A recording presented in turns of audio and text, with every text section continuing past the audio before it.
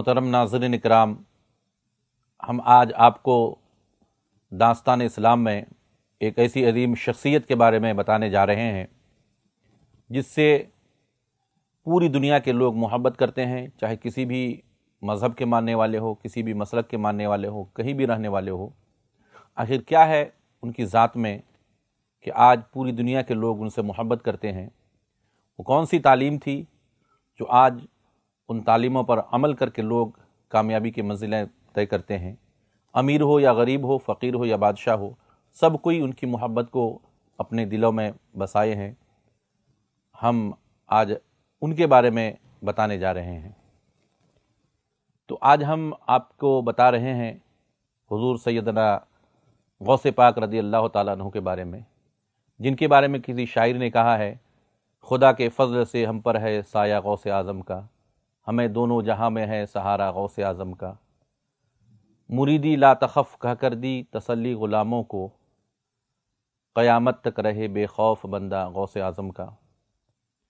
غوث اعظم رضی اللہ تعالیٰ عنہ، جن کا نام سید عبد القادر جیلانی رضی اللہ تعالیٰ عنہ ہے، ان کی زندگی کیسی ہے اور کس خاندان سے اب تعلق رکھتے ہیں، ان کے بارے میں بتانا چاہتا ہوں۔ سب سے پہلے ہم حضور سیدنا غوث پاک رضی اللہ تعالیٰ عنہ کے بارے میں کچھ بتائیں تو ہم ان کے والدین کے بارے میں بتانا چاہتے ہیں۔ کسی بھی شخصیت کو سمجھنے کے لیے ان کا بیک گراؤنڈ بھی سمجھنا ضروری ہوتا ہے۔ کس ماحول میں آپ کی پرورش ہوئی، کیسے ماحول میں آپ تعلیم پائے، کس خاندان سے تعلق رکھتے ہیں، آپ کے والدین کس طرح ہیں، یہ سب چیزوں کو سمجھنے سے شخصیت کا اندازہ ہوتا ہے۔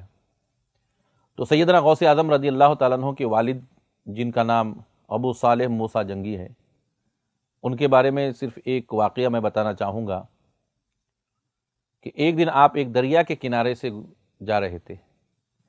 چلتے چلتے آپ نے دیکھا کہ دریا میں ایک سیب بہتا ہوا جا رہا ہے۔ بھوک لگی تھی، سیب بہتا ہوا جا رہا تھا کنارے پہ، آپ نے ہاتھ بڑھایا، سیب کو ہاتھ میں لے لیا، لے کے آپ نے کھا لیا۔ کھا تو لیے لیکن خدا کے خوف سے کانپ گئے اور کہنے لگے، ابو صالح، کل قیامت میں اگر خداوند تعالیٰ نے پوچھ لیا کہ سیب کو اس کے مالک کی اجازت کے بغیر تم نے کیوں کھایا تھا تو کیا جواب دوں گا؟ قیامت کے خوف سے کانپ گئے اور پھر پیچھے چلنے لگے، جدھر سے سیب بہہ کے آیا تھا اسی کنارے کنارے چلنے لگے۔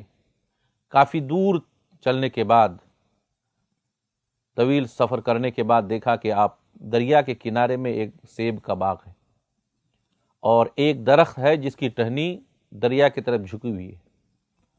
آپ سمجھ گئے کہ اسی درخت سے سیب گرا تھا اور بہتا ہوا جا رہا تھا۔ حالانکہ ایک عام سی بات تھی، کوئی مالک نہیں تھا، کچھ نہیں تھا، سیب دریا میں بہہ کے جا رہا تھا، اٹھا کے کھا لیے۔ لیکن خشیت الہی، تقوی اور پرہیزگاری، آپ سیب کے باغ کے اندر گئے تو آپ نے دیکھا کہ ایک بزرگ وہاں بیٹھے ہوئے ہیں۔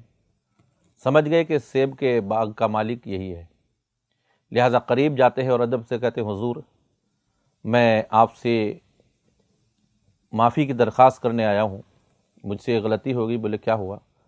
بولے آپ کے باغ کا گرا ہوا سیب دریا میں بہہ کر جا رہا تھا، میں آپ کی اجازت کے بغیر اس سیب کو کھا لیا، لہٰذا آپ مجھے معاف کر دیجئے۔ سیب کا مالک، جو باغ کا مالک تھا، وہ سمجھ گئے آنے والا کوئی عام انسان نہیں ہے، ورنہ ایک بہتے ہوئے سیب کھانے کے بعد اس کی معافی کے لیے اتنے طویل سفر کر کے یہاں آئے۔ لہذا آپ نے کہا، ٹھیک ہے بیٹا، میں معاف کر دوں گا، لیکن میری 2 شرطیں ہیں۔ پہلی شرط تو یہ ہے کہ 1 سال تک میرے باغ کی نگرانی کرنی ہے، باغ کی رکھوالی کرنی ہے۔ جب پہلی شرط تمہاری مکمل ہو جائے گی تو پھر دوسری شرط بتاؤ گا۔ عام انسان ہوتا تو وہاں سے چلے جاتا، میں تو معافی مانگنے کے لیے آیا تھا، وہ بھی لاوارث سیب سمجھ کر کھا گیا تھا، اور آپ اتنی کڑی شرط رکھتے ہیں۔ لیکن نہیں، بولے مجھے ہر شرط منظور ہے، بس اللہ کی بارگاہ میں جواب دینے سے بچ جاؤں میں۔ لہٰذا پہلی شرط کے مطابق 1 سال باغ کی رکھوالی کرتے رہے، باغ کی دیکھ بھال کرتے رہے۔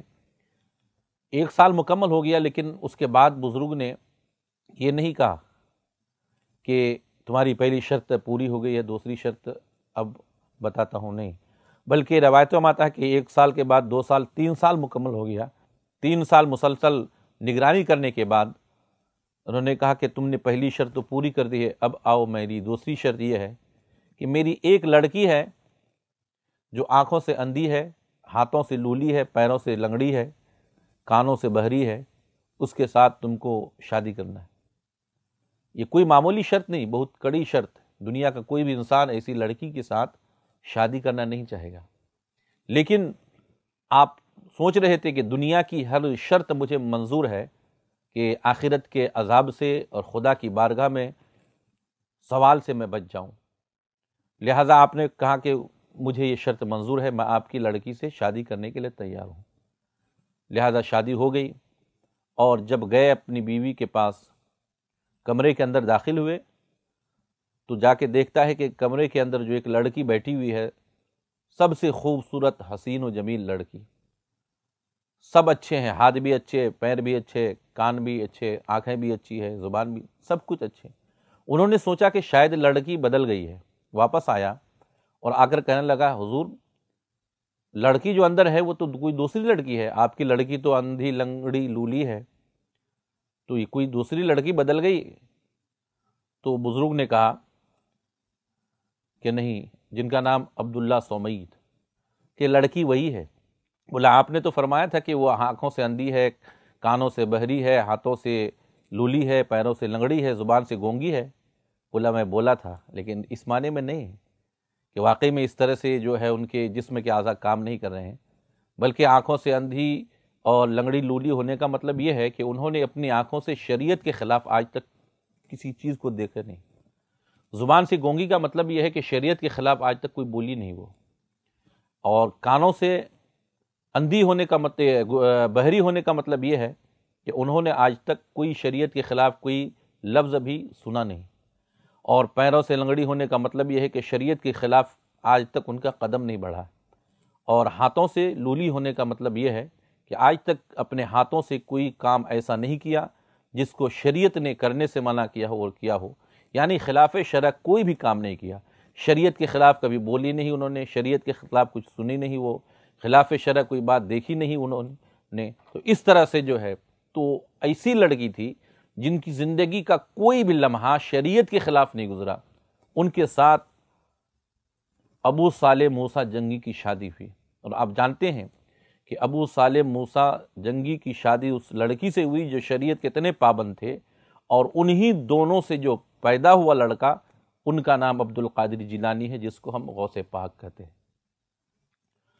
غوث پاک رضی اللہ تعالیٰ عنہ کی زندگی کو اگر دیکھیں آپ، ماں کی گود میں 470 ہجری یکم رمضان، یعنی رمضان کی پہلی تاریخ کو آپ پیدا ہوئے تھے۔ اور غوث پاک رضی اللہ تعالیٰ عنہ کی خصوصیت یہ تھی کہ رمضان کے مہینے میں دن بھر آپ کبھی دودھ نہیں پیتے تھے، صبح صادق سے لے کر غروب آفتاب تک، جب تک روزہ کا وقت ہوتا ہے آپ ماں کا دودھ نہیں پیتے تھے۔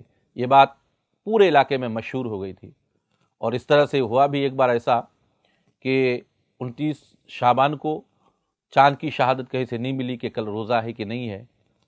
دوسرے دن لوگوں نے کہا کہ اس مسئلے کا حل یہی ہوگا کہ چلیے سید کے آپ کے یہاں، سید گھرانے سے مشہور تھے آپ کا خاندان، لوگ آئے آپ کے والد صاحب کے پاس، بولے حضور رات کو پتہ نہیں چلا کہ چاند ہوا کہ نہیں، چاند کی شہادت، چاند کی خبر کہیں سے نہیں آئی، آج پہلا رمضان ہے کہ آج 30 شعبان ہے، روزہ رکھیں کہ نہ رکھیں، ابھی تک کسی نے کچھ کھایا پیا نہیں ہے۔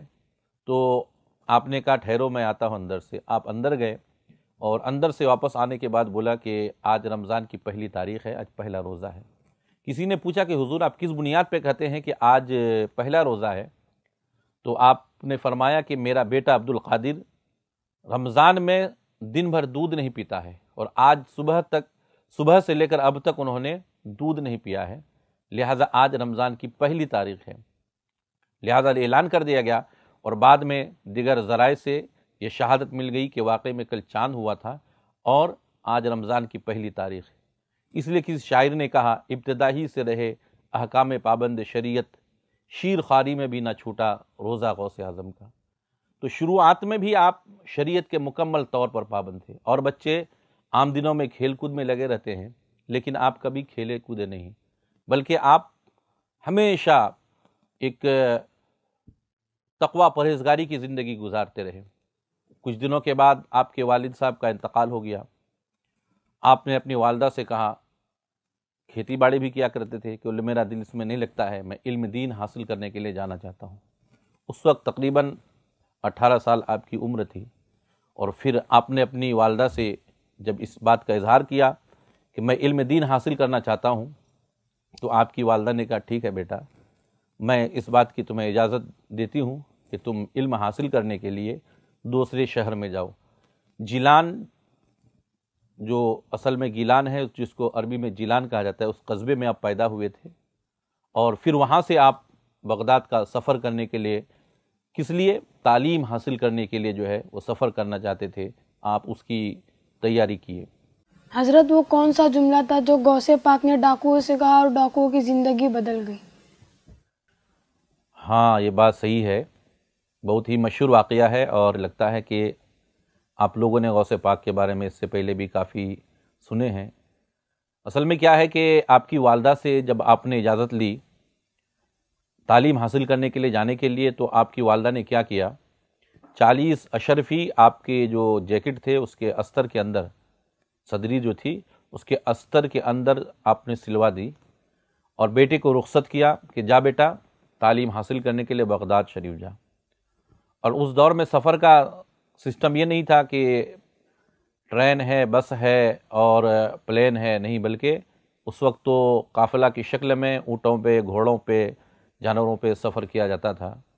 تو آپ جب جانے لگے تو آپ کی والدہ نے ایک جملہ کہا کہ بیٹا جا رہے ہو، استاد کی تعلیم تو تم بعد میں لوگے، لیکن میری تعلیم یہ ہے کہ زندگی میں کبھی بھی تم جھوٹ نہ بولنا، کسی بھی موڑ پہ کیسی بھی تکلیف آئے، کیسی بھی مصیبتیں آئے، لیکن کبھی جھوٹ نہ بولنا۔ لہٰذا آپ وہاں سے روانہ ہوتے قافلہ کے ساتھ، اور جب قافلہ چلنے لگا تو راستے میں ڈاکوؤں نے آپ کے قافلہ پر حملہ کر دیا۔ جتنے لوگ تھے سبھوں کے مال و اسباب کو ڈاکو نے لوٹ لیا۔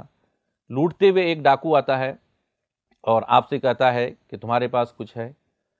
آپ نے فرمایا کہ ہاں میرے پاس 40 اشرفی ہے۔ ڈاکو سمجھنے لگا کہ مذاق کر رہا ہے، اس لیے کہ کوئی بھی آدمی اپنے مال کو ڈاکوؤں پر ظاہر نہیں کرتا ہے۔ وہ مذاق سمجھ کے آگے بڑھ گیا۔ دوسرا ڈاکو آیا اور اس نے بھی پوچھا کہ آپ کے پاس کچھ ہے؟ آپ نے کہا ہاں میرے پاس 40 اشرفیاں ہیں۔ ڈاکو سمجھا کہ شاید مذاق کر رہا ہے۔ اس طرح کئی ڈاکوؤں سے جو ہے گفتگو ہوئی، کئی ڈاکوؤں نے سوال کیا، ہر ایک کو ہی جواب دیے، سب نظر انداز کر کے گزر گئے۔ سب مال و اسباب کو لوٹنے کے بعد ایک جگہ جب ڈاکو اکٹھا ہوئے اور مال کو تقسیم کرنے لگے، تو ایک ڈاکو نے کہا کہ قافلہ میں ایک عجیب لڑکا تھا جو ڈاکوؤں سے خوف زدہ نہیں تھا بلکہ مذاق کر رہا تھا۔ بولے کیا ہوا؟ بولے کہ میں نے پوچھا کہ تمہارے پاس کچھ ہے، تو وہ کہنے لگا کہ میرے پاس 40 اشرفی ہے۔ دوسرا ڈاکو بولنے لگا کہ مجھ سے بھی اس طرح کی باتیں ہوئی۔ تیسرا ڈاکو بولا کہ میں نے پوچھا تو مجھ کو بھی یہ جواب دیا۔ جب کئی ڈاکوؤں نے اس طرح کی باتیں کی تو ڈاکوؤں کے سردار نے کہا ایسا ہے کہ اس لڑکے کو بلا کے لاؤ۔ لہذا قافلہ میں آتا ہے اور حضور غوث پاک کو بلا کے ڈاکوؤں کے سردار کے پاس لے کے جاتے ہیں۔ ڈاکوؤں کے سردار نے کہا کہ شہزادے آپ کے پاس کچھ ہے؟ آپ نے کہا ہاں میرے پاس 40 اشرفیاں ہیں۔ بولے کہاں پہ ہے؟ بولے صدری کے استر کے اندر سلے ہو گئی۔ صدری کو اتارا گیا اور استر کو پھاڑ کے دیکھا تو سب کی آنکھیں حیرت زدہ رہ گئیں کہ واقعی میں 40 اشرفیاں تھیں جو باہر نکل پڑی۔ ڈاکوؤں کے سردار نے کہا کہ آپ اتنی محفوظ جگہ میں ان اشرفیوں کو چھپا کے رکھے تھے اور آپ پر کسی کو شک بھی نہ ہوتا، آپ اگر کہہ دیتے میرے پاس کچھ نہیں ہے، لیکن اس محفوظ جگہ میں چھپانے کے بعد بھی آپ نے ظاہر کر دیا اور آپ نے ڈاکوؤں سے کہہ دیا کہ میرے پاس 40 اشرفیہ ہے، جبکہ آپ اچھی طرح سے جانتے ہیں کہ ہم لے لیں گے۔ تو غوث پاک نے کیا فرمایا کہ میری ماں جب میں آ رہا تھا تو چلتے چلتے میری ماں نے کہا تھا کہ بیٹا زندگی میں کیسی بھی مصیبتوں کا سامنا ہو کبھی جھوٹ نہ بولنا۔ یہ وہ جملہ تھا غوث پاک کا جو آپ کی ماں نے آپ سے کہا تھا کہ کبھی جھوٹ نہیں بولنا، ہمیشہ سچ بولنا، اس لیے کہ الصدق ینجی والکذب یہلک، سچ جو ہے ہمیشہ آدمی کو نجات دیتا ہے اور جھوٹ آدمی کو ہلاک کر دیتا ہے۔ تو میں اپنے ماں سے کیے ہوئے وعدے کو کیسے بھول جاؤں؟ یہ غوث پاک کا جملہ تھا کہ ڈاکوؤں کے دلوں میں تیر بن کے چبھ گیا، اور ڈاکو کا سردار رونے لگا اور کہنے لگا شہزادہ تو اپنی ماں کی بات کو بھول نہیں پایا، ان کی تعلیم کو بھول نہیں پایا اور ہم خدا کے احکام کو بھول بیٹھے ہیں. ہم لوگوں کے مال و دولت کو چھینتے ہیں. زار و قطار رونے لگا اور ڈاکو کا سردار بولنے لگا کہ میں آج تیرے ہاتھ پہ توبہ کرتا ہوں، میں ان تمام برائیوں سے توبہ کرتا ہوں. جب ڈاکو کا سردار غوث پاک کے ہاتھوں میں توبہ کرنے لگے تو ڈاکو جتنے بھی تھے انہوں نے کہا کہ سردار، جب برائی میں آپ ہمارے سردار تھے، برائی میں ہم آپ کے ساتھ تھے، تو اچھائی میں بھی آپ ہمارے سردار ہیں. جب آپ توبہ کرتے ہیں تو ہم بھی سب صدق دل سے اس برائی سے توبہ کرتے ہیں. تو یہ جملہ ایک تھا غوث پاک کا جو ڈاکوؤں کی زندگی کو بالکل بدل کے رکھ دیے، اور تمام مال و اسباب جو قافلہ والوں سے لوٹے تھے سب کو واپس کر دیے. اور تاریخ میں آتا ہے کہ یہ لوگ اپنے زمانے میں عبادت گزار اور پرہیزگار نیک متقی اس قدر بن گئے کہ اللہ کے نیک بندوں میں ان سب کا شمار ہونے لگا. یہ غوث پاک کی برکت تھی.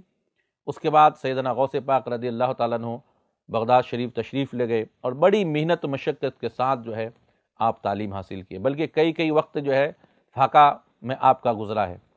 آج ہم اتنے آرام دہ اسکولوں میں مدرسوں میں تعلیم کے ہزاروں انتظامات ہیں لیکن تعلیم کی طرف توجہ نہیں دیتے ہیں. غوث پاک کی زندگی کوئی آسان زندگی نہیں تھی. ریاضت کیے، مجاہدہ کیے، جنگلوں میں ویرانوں میں جا کے آپ بھوکے پیاسے جو ہے آپ مجاہدہ کرتے رہے، اور اس طرح سے آپ اس منزل تک پہنچے کہ آج دنیا میں غوث پاک رضی اللہ تعالیٰ عنہ کا چاروں طرف ڈنکا بجتا ہے.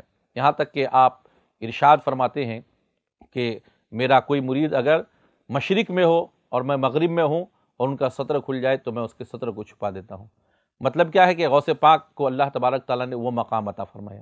دنیا میں بہکانے والے بے شمار بہکانے کے لیے کوشش کیے، لوگوں کو گمراہ کرنے کی کوشش کرتا ہے شیطان. غوث پاک کو بھی اس طرح سے بہکانے کی کوشش کیا، لیکن آپ کو کبھی بھی کسی حال میں بھی راہ راستے سے ہٹا نہیں سکے. حضرت غوث اعظم پہ شیطان نے کیسا حملہ کیا تھا؟ ہاں یہ بات صحیح ہے. ابھی جو میں بتا رہا تھا کہ شیطان آپ کو بہکانے کی کوشش کیے لیکن کبھی بہکا نہیں سکے. اور اس درمیان میں آپ کا یہ سوال کرنا بہت اچھا ہے کہ ایک بار ایسا ہوا کہ آپ جنگل میں کہیں جا رہے تھے، آپ کو پیاس لگی. اتنے میں دیکھا آپ نے کہ ایک بادل چھا گیا اور اس میں سے بارش ہونے لگی. آپ نے پیاس بجھائی، اس کے بعد وہ بادل چھٹ کے اس میں سے روشنی آنے لگی، لائٹ، نور کے جیسے. تو روشنی سے آواز آئی کہ اے عبد القادر، میں تمہارا رب ہوں اور میں نے تمہارے لیے نماز کو معاف کر دیا. کوئی دوسرا آدمی ہوتا تو بالکل پھولے نہیں سماتا کہ میرا مقام اتنا بڑا ہو گیا کہ اللہ نے میری لیے نماز کو معاف کر دی، میرے لیے نماز کو معاف کر دیا. لیکن غوث پاک تھے، وہ سوچنے لگا کہ جب انبیاء پر نماز معاف نہیں تو میں تو امتی ہوں. آپ نے فرمایا کہ شیطان مردود، تو مجھے بہکانا چاہتا ہے، نماز مجھ سے ہٹا دیا کہ نماز میری معاف ہو گئی، تو مردود شیطان ہے.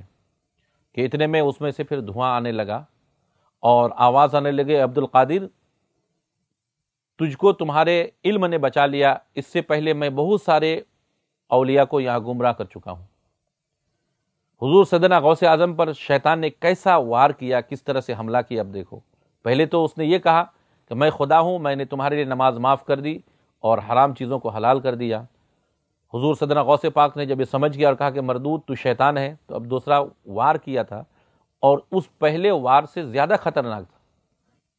اس نے کیا کہا کہ تم کو تمہارے علم نے بچا لیا، ورنہ اس سے پہلے بے شمار میں نے اولیاء کو گمراہ کیا. حضور غوث پاک نے کہا مردود تو اب بھی مجھ کو بہکانا چاہتا ہے، مجھے میرے علم نے نہیں بتایا بلکہ مجھ کو رب کے فضل نے بچایا. اگر علم بچاتا تو تمہارے پاس تو بہت علم تھا، تم کو کہاں بچایا، تو مجھ کو میرے رب کے فضل نے بچایا. تو شیطان آپ کو گمراہ کرنے کی کوشش کیے لیکن کبھی گمراہ نہیں کیے. آج ہم غوث پاک کا نام لیتے ہیں، ان کی تعلیمات کو تو ہم دیکھیں، غوث پاک کس طرح سے عبادت و ریاضت کرتے تھے. 40 سال تک آپ عشاء کے وضو سے فجر کی نماز پڑھے، رات بھر کیا کرتے تھے؟ اللہ تبارک تعالیٰ کی عبادت و ریاضت کرتے تھے. اس طرح سے جو ہے آپ پوری زندگی کو دیکھیں. آج ہم ان کے نام سے کیا مناتے ہیں؟ کیا مناتے معلوم ہے؟ 11ویں، معلوم ہے نا؟ 11ویں کی دعوتیں کرتے ہیں، 11ویں ان کے نام سے فاتحہ کرتے ہیں، 11ویں کے نام سے آپ مشہور ہیں، 11ویں والے پیر. لیکن 11ویں کی جو فاتحہ کرتے ہیں ان کے ساتھ ساتھ ہمارے لیے ضروری ہے کہ ہم ان کی تعلیمات کو دیکھیں. آپ 40 سال تک عشاء کے وضو سے فجر کی نماز پڑھتے رہے، آپ مسلسل عبادت و ریاضت کرتے تھے، اور آج ہم اسی غوث پاک کے نام لینے والے جو ہے 5 وقت کی نماز نہیں پڑھتے ہیں۔ یہ کتنے افسوس کی بات ہے۔ غوث پاک سے ہمیں اگر سچی محبت ہے تو انہوں نے جس طرح سے عبادت و ریاضت کی، اسی طرح سے ہم بھی ان کے طریقے پر چل کر وہ پوری رات نماز پڑھتے رہے۔ ہم تو کم سے کم 5 وقت کی نماز جو فرض نماز ہے اس کو ہم ادا کریں۔ وہ اللہ تبارک تعالیٰ کے خوف میں دل میں رکھ کر ہمیشہ اللہ کی یاد میں زندگی گزارتے تھے، اسی طرح خدا کا خوف ہم بھی اپنے دل میں رکھیں۔ غوث اعظم کی زندگی کو بتانے کا مقصد کیا ہے؟ کسی بھی بزرگ کی زندگی کو جب ہم بتاتے ہیں تو ہمارا مقصد کیا ہے کہ ان کی زندگی سے ہم سبق حاصل کریں۔ انہوں نے جو ہمیں پیغام دیا، جو میسیج دیا، جو تعلیم دی ہے، ہم ان تعلیم پر مکمل طور پر عمل کریں، تبھی ہماری زندگی اچھی زندگی بنے گی، تبھی ہم اچھا مسلمان بنیں گے، تبھی ہمارا کردار اچھا کردار ہوگا۔ حضرت غوث پاک کے بارے میں اور کچھ بتائیے۔ ٹھیک ہے، میں ایک واقعہ بتا دیتا ہوں آپ کا، کہ ایک بار ایسا ہوا کہ حضور سیدنا غوث پاک کے پاس آپ کے ایک مرید آئے اور بولے حضور کل ہمارے یہاں آپ کو دعوت ہے۔ آپ نے دعوت قبول کر لی۔ تھوڑی دیر کے بعد پھر کوئی دوسرا آئے، انہوں نے بھی دعوت دی، آپ نے ان کی بھی دعوت قبول کر لی۔ کئی ایک مرید الگ الگ وقتوں میں آئے اور ایک ہی وقت کی دعوت سبھوں نے دی، اور کسی سے آپ نے انکار نہیں کیا، بلکہ سب کی دعوت کو آپ نے قبول فرما لی۔ دوسرے دن جب پھر حضور غوث پاک کے پاس ان کے مریدین آئے تو ایک بولا کہ میں بڑا خوش نصیب ہوں کہ کل حضور ہمارے یہاں تشریف لے گئے۔ دوسرے نے کہا ایسی باتیں کیا کر رہے، حضور تو ہمارے یہاں گئے تھے۔ تیسرے نے کہا آپ دونوں کیسی باتیں کر رہے ہیں، حضور تو ہمارے یہاں گئے تھے۔ اس طرح سے کئی ایک مرید، یعنی کہ لگ بھگ 70 مریدوں کے بارے میں بتایا جاتا ہے کہ سب یہ دعویٰ کرنے لگے کہ ہمارے یہاں فلاں وقت میں حضور غوث پاک گئے تھے۔ بڑا تعجب ہوا کہ اور غوث پاک کا مرید جھوٹ بول نہیں سکتا ہے۔ آج کل کے جیسے نہیں ہے کہ جھوٹ بولے آدمی اور اپنے بڑائی بیان کرنے لگے۔ غوث پاک کے جو تربیت یافتہ تھے، کوئی جھوٹ نہیں بول سکتا ہے، کسی کو کسی پر شک نہیں ہو سکتا ہے، لیکن بات یہ تھی کہ ہر کوئی اپنی جگہ یہ جانتا تھا کہ ہمارے یہاں گئے تھے، لہذا بولے چلیے پھر حضور غوث پاک کے پاس ہی چلتے ہیں۔ سب کوئی گئے، بولے حضور ایک بات سمجھ میں نہیں آتے کہ ان میں سے سب کوئی یہ دعویٰ کر رہے ہیں کہ آپ کل فلاں وقت میں ہمارے یہاں گئے تھے، فلاں وقت میں ہمارے یہاں گئے تھے، سب کوئی کہہ رہے ہیں، آخر ماجرا کیا ہے؟ حضور غوث پاک نے فرمایا کہ بالکل سب سچ کہہ رہے ہیں۔ بولے سچ کہہ رہے ہیں، یہ کیسے ہو سکتا ہے کہ آپ ایک ہی وقت میں سب کے یہاں گئے؟ بولے آؤ تم کو دکھاتا ہوں میں۔ درخت سامنے تھا، آپ نے بولا، آپ نے فرمایا کہ دیکھو درخت پہ نظر ڈالو۔ جب درخت پہ وہ لوگ نظر ڈالے تو دیکھتے ہیں ہر پتے پہ غوث پاک بیٹھے ہوئے ہیں اور نیچے بھی غوث پاک ہیں۔ بولے ایسے ہی سبوں کے سمجھ میں یہ بات آ گئی کہ واقعے میں جب ایک درخت کے ہر پتے پہ غوث پاک ہوں اور نیچے بھی ایک وقت میں غوث پاک ہوں تو 70 مریدوں کے گئے تو کیا تعجب کی بات ہے۔ اسی لیے کسی نے کہا ہے گئے ایک وقت میں 70 مریدوں کے یہاں آقا، سمجھ میں آ نہیں سکتا معمہ غوث اعظم کا۔